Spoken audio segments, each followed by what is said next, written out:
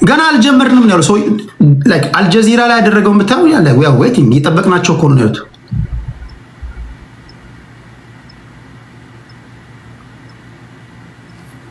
30,000 ዶላር ለሚያወጣ ድሮን ኢራናውያን በጣም ብዙ ሽን ያላቸው አንዱን ኢንተርሴፕት አድርገው አንዱን መጥቶ ለመጣል 4 እና 5 ሚሳኤል ያም ደግሞ 4 እና 5 ሚሊዮን ዶላር የወጣበትን ሚሳኤል የምትተኩስ ከሆነ በጊዜ ሂደት ማን ነው በቂጡ የሚቀመጠው?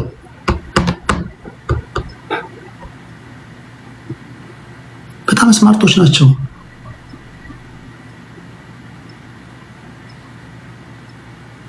ከምንም ነገር በላይ ይሄ ጦርነት የሚባለው ይሄ ጦርነት እንግዲህ የሚሊተሪ ሰዎችም የመካከለኛውን ምስራቅ ፖለቲካ በአግባቡ የሚተነትኑ ሰዎችም ሲናገሩ ይሄ ጦርነት ታላቋን እስራኤል የመገንባት ነው። ኢራን እንዳሰቡት ዲስማንትል ቢያደርጓት ወይም ዲስፋንክሽናል ረምፕ ስቴት ቢያደርጓት ቀጣይ እስራኤል ወዴት ኔታንያሁ በህይወት ካለ ወዴት ፊቱን የሚያዞር ይመስላል? ወይም ቀጣይ ፕላናቸው የትኛው ሀገር ይመስላችኋል? እስኪ መልሱልኝ። እንዳሰቡት እንኳን ኢራንን በቃ ወደ ፍርስራሽነት ቢለውጧት በእነሱ ቁጥጥር ስር ቢያደርጓት ቀጣይ ማን ትመስላችኋለች? ኤግዛክትሊ አሪፍ አደገኞች ናቸው። እናንተ ቱርክ ናት ቀጣዩ ተመቼ ቱርክ ናት ቀጣዩ ተመቼ። ስለዚህ የኔታንያሁን ያለፉት 20 ዓመታት እንኳን ትንታኔ በሰሙ መጀመሪያ ከኢራን ጀምረ ከዛ በኋላ ለስጋታች ሳዳም ሁሴን እንግዲህ እንደምታስቡት አስጊ ነበር ምናምን አሉ። ሳዳም ሁሴንን ለጆርጅ ቡሽ ስቦ አስገባ። ከዛ በኋላ የመንን፣ ከዛ በኋላ ሶሪያን፣ ከዛ በኋላ አፍጋኒስታንን ናው ኢራን ስማርተስት ፒፕል ያለበትን ህዝብ ማለት ነው። ኢራናውያን ስለነሱ ስታነቡ እድሜ ልካቸውን የሺያ ሙስሊም እምነት ተከታዮች ናቸው። በነገራችን ላይ የእስልምና እምነት ተከታዮች ለሺያ እና ሱኒ ይባላሉ። ማጆሪቲዎቹ ሺያ ናቸው። በጣም እንትን ናቸው፣ ኮንዘርቫቲቭ ናቸው ነው የሚባሉት። እድሜ ልካቸውን ሲዘጋጁ የነበሩት ከ5 እና ከ6 ሀገራት ጋር ለሚደረግ ጦርነት ነው ራሳቸውን ሲያዘጋጁ የነበሩት። በ12ቱ ቀን ጦርነት የተናገሩትን ሰምታችሁ ከሆነ እኛ እኮ ስንዘጋጅ እድሜ ልካችንን ስንዘጋጅ የኖር ነው ከአሜሪካ ጋር ለሚደረግ ጦርነት ነው ይሏቸዋል። መንፈሳዊ ሊደሮቻቸውን ወታደራዊ ሊደሮቻቸውን ዲካፕቴት ብታደርጉ ወዲያ ይተካል። አያቶላን ዲካፕቴት ብትገሉት ወይም ደግሞ ሊደሩን እንትን ብትሉ ቫኪዩም ሳይፈጠር ወዲያ ይተኩታል። ኢስፋሃን፣ ፎርዶ እና ናታን የተባለ የዩራኒየም ማብለያ ተቋሞቻቸውን አንደርግራውንድ ዋሻ ውስጥ ያለ ዩራኒየም ያብላሉበት ቦታ ነው እና እሱን አፈነዳን አሉ። ቶታሊ ኦብሊትሬትድ ሆነዋል። ገና ከማፈንዳታቸው በፊት እነሱ ኦልሬዲ አጓጉዘው ጨርሰውታል። አሁን ደግሞ በሚወጡ ደግሞ አዳዲስ መረጃዎች ብታዩ ሆዳችሁን ይዛችሁ ነው የምትስቁት። ፎክስን፣ ሲኤንኤን፣ ቢቢሲን ማታዩ ከሆነ እንደ ፊኛ የሚነፋ ሚሳኤል፣ እንደ ፊኛ የሚነፋ ታንክ፣ እንደ ፊኛ የሚነፋ ተዋጊ ጀቶችን እየነፉ ሜዳ ላይ ያስቀምጣሉ። ከላይ ሲታይ አክቹዋሊ ታንክና ሚሳኤል ምናምን ይመስላል እና ያንን ነው የሚደበድቡት። አላያችሁም? በዛሬ አርቲ ተመልከቱ።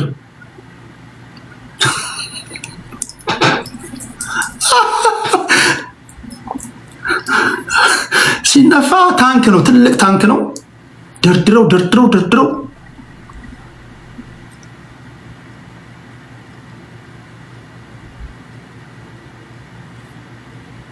እያስጨረሷቸው ነው። ኢንተርሴፕት የሚያደርጉበትን ሚሳይል እየጨረሱ ነው። ሁለተኛ የአሜሪካ ሚሊተሪ ሰዎች እንደሚተነትኑት ከሆነ የአሜሪካ ጦር ስፔሻሊ ከኮልድ ዋር በኋላ ራሱን ሲያዘጋጅ የነበረው ጀስት ይሄ ለስፔስ ይሄን ያህል ወታደር አለኝ ይሄን አድቫንስድ አድርጌ ያለው በቴክኖሎጂ በመሳሪያ ምናምን እያለ ይሄ ጡንቻ ለማሳየት ነው እንጂ እንዲህ ላሉ ጦርነቶች አይደለም ነው የሚባለው። አሁን ኢራናውያን እንደ ሻድ የሚባለው በጣም በገፍ ነው ያመረቱት። በዛ ላይ ኢዚ ነው ከአንድ ቦታ ወደ አንድ ቦታ ለማንቀሳቀስ። ሁለተኛ እነዚህን ኢንተርሴፕት የሚያደርጉ ሚሳይሎችን ለማስወንጨፍ አሜሪካኖች እስራኤላውያን የሚጠቀሙበት መኪና በጣም ከባድ ከመሆኑ የተነሳ ከአንድ ቦታ ወደ አንድ ቦታ ኢዚሊ ያታንቀሳቀሱ ነው። እነዚህን ድሮን እየተጠቀሙ የእነሱን አስወንጫፊዎች ያወድማሉ። አንድ ሻሄድ ብታወድም 4-5 ሺህ ልኩባል። ኢቭን እኛ እያሟሟቅን ነው የሚሉ ገና እኮ አልጀመርንም ይሏል። ስለዚህ የዚህ ጦርነት መጀመሪያ እንደ አንድ እንትን መጠየቅ ያለብን ይሄ ጦርነት ለምንድን ነው የሚደረገው? ምን ለማሳካት ነው? አሁን በተያዘው መንገድስ ሐሳባቸውን ማሳካት ይችላሉ ወይ?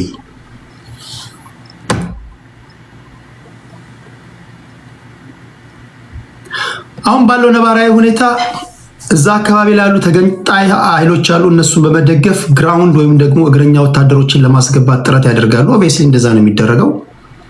እነዚህ የኩርድ ታጣቂዎች ወይም ደግሞ እዛ በቱርክ በኩል የሚገቡ ተገንጣይ ኃይሎችን ያስታጥቃሉ። በአየር ላይ በመደብደብ ብቻ መንግስት መቀየር ስለማይቻል በእነዚህ ታጣቂዎች በኩል ገብተው እግረኛ ወታደር ያሰልፋሉ። አሜሪካ እንደ ገብታለች ወደ ኋላ መመለስ አትችልም። ይሄ ግን ፕሮጀክቱ የኔታንያሁ ፕሮጀክት ነው እንጂ ይሄ nothing to do with ከአሜሪካ ኢንተረስት ጋር ምንም የሚያገናኘው ነገር የለም። ያውም ደግሞ እድሜ ልካቸውን ኢራናውያን ከአሜሪካ ጋር ምንም አይነትኛ የሚያጋጨን ነገር የለም ለድርድር ዝግጁ ነን እያሉ በሚናገሩበት ሰዓት ማለት ነው። ከዚህ ሁሉ ምን ትረዳላችሁ? ክብራትና ክብራን ዲፕሎማሲ የሚባል ነገር አፈር ከድሜ የበላበት ዘመን ላይ መድረሳችንን አንድ፣ ሁለተኛ ኢንተርናሽናል ህጎች ለደሃ ሀገሮች ለኛ ዝም ብለ ለመተንተን ካልሆነ በስተቀር ማንም ኢንተርናሽናል ህጎችን አያከብርልን። ሶስተኛ አሁን ባለንበት ዘመን እንደ ሀገር ጠንካራ ካልሆንክ ዋጋ የለም። ይሄ ዲፕሎማሲ ምናምን ብትለው ነገር የለ። ይሄ የተባበሩት መንግስታት፣ የአውሮፓ ህብረት፣ ኢጋድ፣ አፍሪካ ህብረት ምናምን ብትለው ነገር የለም። ፍሌክስ ነው በህይወት እንድትኖር የሚያደርግህ። ጡንቻ ከሌለህ አድቫንቴጅ ይወሰድባል። ጡንቻ ካለህ ማንም አይናገርም። ስለዚህ እንደ ሀገር እኔ አንድ የምረዳው ከዚህ ድራይቭ አድርጌ የምወስደው ፎርሙላ ምንድን ነው? እንደ ሀገር ጠንካራ መሆን አለብህ። በሚሊተሪ ረገድ በጣም ወደኋላ እንደቀረህ ሊገባ ይገባል። ብዙ መሳሪያ ያስፈልጋል። በጣም ብዙ አድቫንስድ የሆኑ የሚሊተሪ ኢኩዊፕመንቶች ያስፈልገዋል። ድሮን ምናምን ገና ምንም አልተገዛም። ድሮን ምናምን ገና ሌዘር ያስፈልጋሉ። ሌዘር አይ ቲንክ ሊኖር ይችላል ብዬ አስባለሁ። ከተቻለ ሱናሚ መፍጠር የሚችል ዝም ብለህ ቀይ ባህር ጋር ስታስገባው እንደ ፒሳይደን የሚባል መሳሪያ አለ። ሱናሚ ነው የሚፈጥረው። ጠራርጎ ይዞ ይሄዳል። ሱናሚ የሚፈጠር መሳሪያ ያስፈልገናል ማይ ፍሬንድ።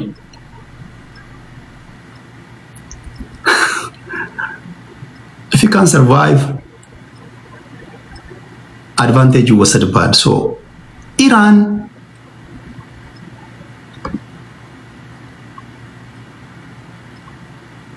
እስካሁን ሊያንበረክኳት ያልቻሉት በዲፕሎማሲ ጎበዝ ስለሆኑ አይደለም። ኢንፋክት በዲፕሎማሲ የነሱን ያህል ዓለም አቀፍ ማህበረሰብ ተገዢ የሆነ ሰው ነው ያላየው። እውነት ለመናገር ይሄ JCPOA ባራክ ሁሴን ኦባማ ያቋቋመው ኒውክሌራቸውን የሚገመግም ስብስብ ውስጥ አባል ነበሩ። ለኢንተርናሽናል አቶሚክ ኤጀንሲ ክፍት ነበሩ። ሳይንቲስቶቻቸውን እየሰለሉባቸው ተገለዋል። ኢማጂን ሌሎች ሀገራት ኒውክሌር አላቸው፣ እነሱ ኒውክሌር ሊኖራቸው አይገባም ብሎ ለእናንተ ኒውክሌር ስለመያዝ ሌላ ሰው ሲወስንላችሁ። በጣም ዓለም አቀፍ ሕግ የሚያከብሩ ናቸው። እሺ ይላሉ፣ ያስገመግማሉ፣ ያሳያሉ። ግን ዲፕሎማሲ ተጠቀማቸው ወይስ አስበላቸው?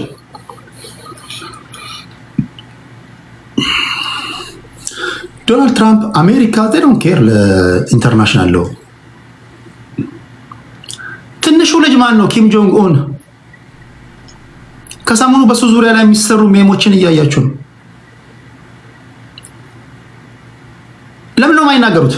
እሱ ሰውዬ አሁን ነው ምክንያት እየፈለገ ነው አሉ። አይ ቲንክ ይሄ የሚደረገው ጦርነት ጭሱ ወደኛ አካባቢ እየመጣ ወፎችን እየገደለ ነው በሚል ልግባ እንደ እያለ ነው።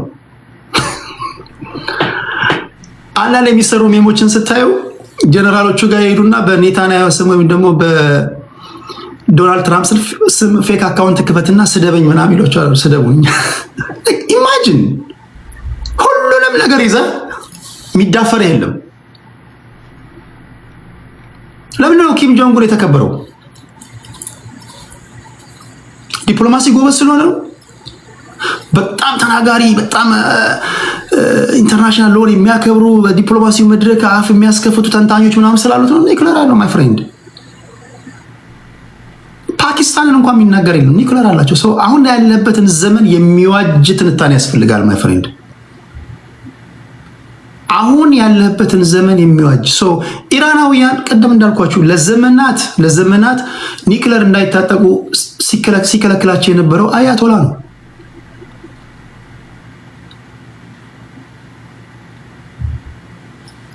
ድሮ ኒክለር ይዘው ቢሆን ኖሮ ኢማጂን አሁን የሆነው ይሆንባቸዋል። ድሮ ይዘው ቢሆን ኖሮ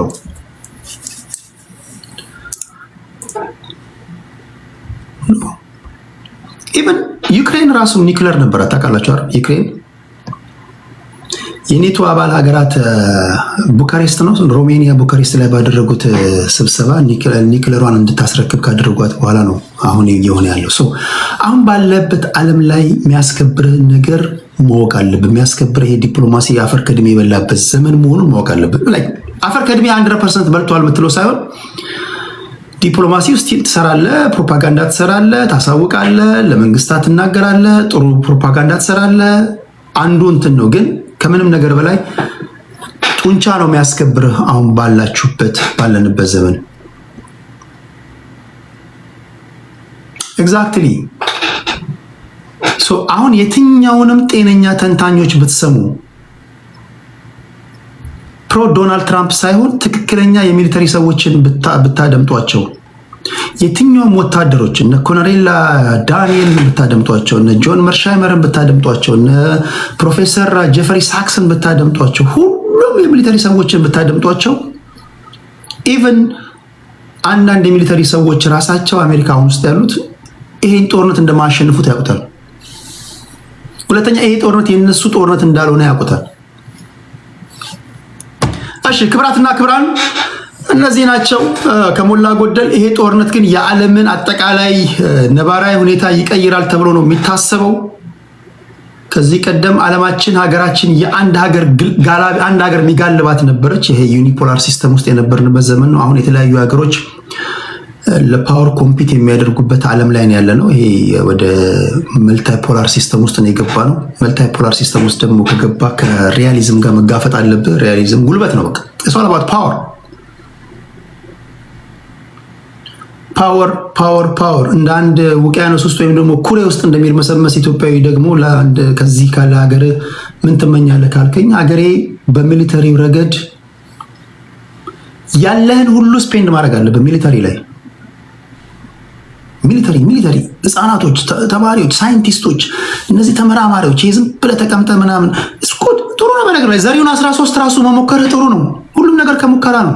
በመጀመሪያ በርሜን ታቆማለህ። ከዛ በኋላ አይታወቅም ዲዛይን የሚያደርጉ ምናምን ሚሊተሪ ምናምን አዳዲስ ነገሮች ምናምን የሚፈጥሩ ልጆች በብዛት ያስፈልጉናል። ሶ ሚሊተሪ ምክንያቱም ቀጣዩ ነገር በጣም አስፈሪ ነው። ይሄ ዝም ብለህ መተህ የብሔር ፖለቲካ የምታወራበት አይደለም። ተቋጨው ተላጨው ምናምን ነው። ቅድም እያየሁኝ ነበር። ይሄ ቢሸፍቱ ደብረ ዘይት ላይ የሰለጠኑ በጣም በዚህ አጋጣሚ በጣም የሚያማምሩ እነዚህ ፓይለቶች ተዋጊ እነዚህ ሚግ ምናምን የሚያበሩ ሴቶችን ወጣቶችን በብዛት እያየሁኝ ነውና ያ ዘሪሁን 13ን እንዳትንቁት። ዘሪሁን ነው ዘገየ 13 ሁሉም ነገር ከዛ ነው። ሐሳቡ ነው እኮ ዋናው ሐሳቡ ነው። እና ኦሊቨር ራይት አውሮፕላን እኮ ሲፈጥሩ እኮ መጀመሪያ በጀት ምናምን ወረቀት ጥለው ምናምን አሞራ አይተው ምናምን ነው። ሁሉም ነገር ከሐሳብ ነው። ሶ እንትን አትበሉ። ሐሳቡ ጥሩ ነው። እዚህ ላይ ትምህርት ቢታከልበት የውጭ ኤክስፖዠሩ ቢኖር ምናምን ብናይ ምናምን እንትን ብንል እንደዛ ነው። ከዚህ ከሐሳቤ ወተን ይሄ ከድንጋይ ዘመን ፖለቲካ ወተን እንደ ሀገር የምናስብበት ነገር ላይ በቶሎ መግባት አለብን። ማይ ፍሬንድ ዓለም እየፈጠነ ነው። በቶሎ መግባት አለብን። አንዳንዴ አሁን የዓለማት እያያዙ ያሉትን መሳሪያ ስታይና አንተ ያስከውን ስታይ መሳቅ አለብን፣ ማልቀስ አለብን። አሁን ድረስ እኮ ቆመን ጠበቀኝ ይዛለን። ያውማ እኛ አልሰራ ነው። አቀባብለ ተኩሰ 30 ደቂቃ መጠበቅ በጣም እንደ ሀገር ማሰብ መቻል አለብን። በቶሎ እንደ ሀገር ማሰብ መቻል አለብን። ሪጂናል ዶሚናንስ ያስፈልጋል። ሪጂኑ አሁን ያለው የዓለም ነባራዊ ሁኔታ እንደዛ ነው። ደካማ ከሆንክ አድቫንቴጅ ይወሰድብሃል። አድቫንቴጅ እንዳይወሰድብህ ጠንካራ መሆን መቻል አለብን። ክብራትና ክብራን እነዚህ ናቸው። 3 ሰዎችን አስገባለሁ ብዬ ነበረ። አሁን ችግሩ 3 ሰዎች ባስገባህ እንደዚህ ካወራንበት ወርደን ተላጨው ተቋጨው ምናምን ሲሆኑ እንዴት ነው ይቀላቀልባቸዋል? ይሁን ወይስ ላስገባቸው? በእናንተ ምርጫ ሰው ላስገባ?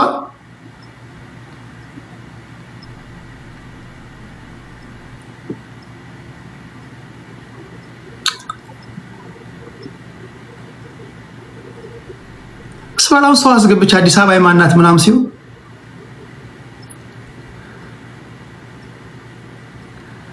ከወረዳ 2 የሚመጣው አውቶቡስ 5 ሰዎችን ጭኖ ይመጣ የነበረው አውቶቡስ ታገተ ምናምን ድንጋይ ተጫነበት ወይ ምናምን አይነት ወሬ ስናወራ አስበዋል? ጥሩ ነው ለአእምሯችሁ?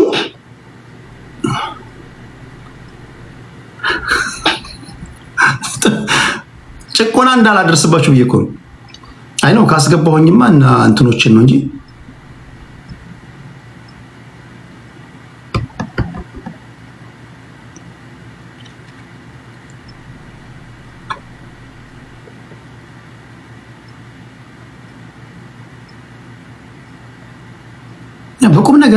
በቁም ነገር እኔ እንዴት መሰላችሁ? እኔ አንዳንድ ጊዜ ጠንካራ የሆነ ምናምን ትችት ነው አይኖ ማሳድርባችሁ። አንዳንድ ጊዜ ሌጂቲሜት ጥያቄ ትጠይቁኛላችሁ። ለምሳሌ ኦኬ የብሔር ፖለቲካ በሚቀነቀንበት ሀገር ላይ ምን እንድናደርግ ነው ምናምን የምትፈልገው? አንደርስታንድ የሚቀነቀነው የብሔር ፖለቲካ ነው። ግን በተለይ ወጣቶች በእኔ እድሜ ላይ ያላችሁ ወጣቶች ከዚህ እሳቤ ስለመውጣት ማሰብ አለብን። ደብረ ጽዮን የሚያራምደውን ፕሮፓጋንዳ ፖለቲካ የምታራምድ ከሆነ ከደብረ ጽዮን በምን ተሻልክ? በጌታቸው ረዳና እኮ በደብረ ጽዮን መካከል ልዩነት አለ። አንተ የጌታቸው ረዳ ትውልድ ከሆንክ እንደ ጌታቸው ረዳ ነው መሆን ያለብህ። የአብይ አህመድ ትውልድ ከሆንክ እንደ አብይ አህመድ፣ የደሳለኝ ጫኔ ከሆንክ እንደ ደሳለኝ ጫኔ። እንደዛ ነው እኮ ዓለም ያለበትን ነባራዊ ሁኔታ አንደርስታንድ አድርገህ ከዛ ጋር መራመድ አለብህ። ያለበት ፖለቲካ አንተንም ደስተኛ እንደማያደርግ ትናገራለህ። እንዴት መውጣት እንዳለብን መፍትሄ ማምጣት ያለብህ አንተና ፖለቲከኛው። ስለዚህ አንዴ ተሰምሮልናል በዛ ነው መጫወት ያለብን ብለህ በዛው መዘፈቅ የለብንም። ከዚህ እሳቤ ወጥተህ እንደ ሀገር ስለማውራት ማሰብ መቻል አለብን። ፖለቲካችን ወደ ሀሳብ ፖለቲካ መምጣት አለበት። አሁን የሀሳብ ፖለቲካ የሚያራምዱ ታጋዮች ቢኖሩ ኖሮ ዓለም እየተቀየረ ከመጣው ዓለም ጋር እኛ ሀገር ወደ ኋላ ቀርታለች፣ በሚሊተሪው በምናምኑ በስለላው ምናምን እያለ ያወራ ነበር። እናንተ ናችሁ የምትቀይሩት። አንተ ካልቀየራችሁ ታዲያ ማን ነው የሚቀይረው? አንዳንዶቻችሁ አቦይ ስብሃትን ትተቻለህ። ከአቦይ ስብሃት የተሻለ ትንታኔ የለህም። ለዛ አቦይ ስብሃትን አላስገባም እንደዚህ ጋር ጭሰኛው ከበርቴው ስርዓት ምናምን ነፍጠኛው ምናምን እያለ ያወራል። አንተም ያን ነው የምታወራው። ልጅ 17 ዓመት 30 ዓመት 20 ዓመት ሆነህ ምናምን እንዴ በትሞት አይሻልም? እንዴ 20 ዓመት የ30 ዓመት ሰው ሆነ የአቦይ ስብሃትን ትንታኔ የምትተነትን እንዴ? አንዳችን የምትተነትነው ትንታኔ አንዱ አረፍተ ነገር ከአቦይ ስብሃት ጋር ከደብረ ጽዮን ጋር ከተመሳሰለ መደንገጥ አለበት። የነሱ ትውልድ በቃ ጨርሰዋል። አሁን አንተ ምንድን ነው ያሰብከው? እንደዛ ነው ማሰብ ያለብን። እኔ ምኞቴ ያ ነው። ከብሔር ፖለቲካ መውጣት አለብን፣ ወይም ደግሞ ብሔርን ፍሬ ማበጀተን እንደ ፖለቲካ አድርገን ከምናወራው ነገር ላይ አውጥተን በሀሳብ ላይ የተመሰረተ ፖለቲካ ውይይት ማድረግ አለብን ለማለት ያለው። እሺ ሌላ ጥያቄ ያላችሁ?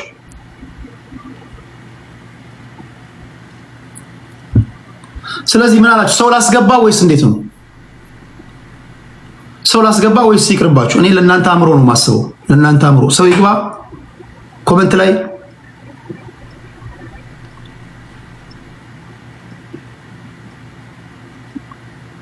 እኔ ለእናንተ ነው ማስበው። እግዚአብሔርን ለእናንተ ለአድማጮቼ፣ ቢያንስ ቴዲ ሐዋሳ ቤት የምትመጡ አድማጮች ጽድት ያለ ወሬ እንድትሰሙ ነው የምፈልገው። በቃ ኦኬ፣ ማህበራዊ ጉዳይም ከሆነ ጽድት ያለ ማህበራዊ ጉዳይ፣ ፖለቲካም ከሆነ ጽድት ያለ ነገር እንደምትሰሙ ራሳችሁን አሳምናችሁ የምትመጡበት ቤት እንዲሆን ነው የምፈልገው። ስለዚህ ብዙ ሰው ኖ የስ ይላል፣ እዚህ የስ ይላል።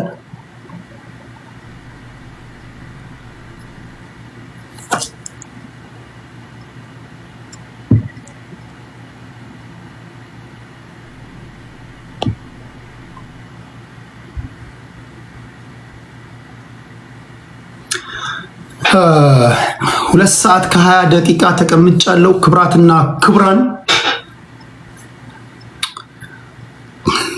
እሺ 9 ሰዓት ነው በኔ ሰዓት አቆጣጠር። እሺ ግማሽ በግማሽ የሆናችሁ የስ ነው እያላችሁ ነው። እዚህ ዩቲዩብ ላይ የስ እያላችሁ ነው።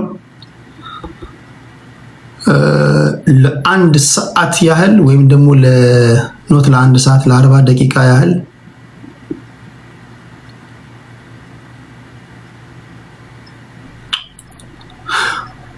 ወይም የፒት ሄግሴትን የዋር ሚኒስትሩን ኢንተርቪው ላይ እኔም ትንሽ ልረፍ። ነገ በጊዜ ልግባና አዳዲስ ወሬዎችን ይዤ መጥቼ በአዳዲስ ወሬ ዙሪያ ላይ ብናወራ ይሻላል። አሁን እንደዚህ ዓለም አቀፍ ጉዳዮች ካወራ በኋላ እንደገና ወደ እንትን መውረድ ራሱ እናንተ ላይ ለኔ ኢትስ ኦኬ፣ እናንተ ላይ ግን የአእምሮ መቀንጨር ሊያሳድር ስለሚችል ለእናንተ አእምሮ ደግሞ ጥንቃቄ ማድረግ ስላለብኝ ዩቲዩብ ላይ ያላችሁ ስለነበረን ቆይታ ከልብ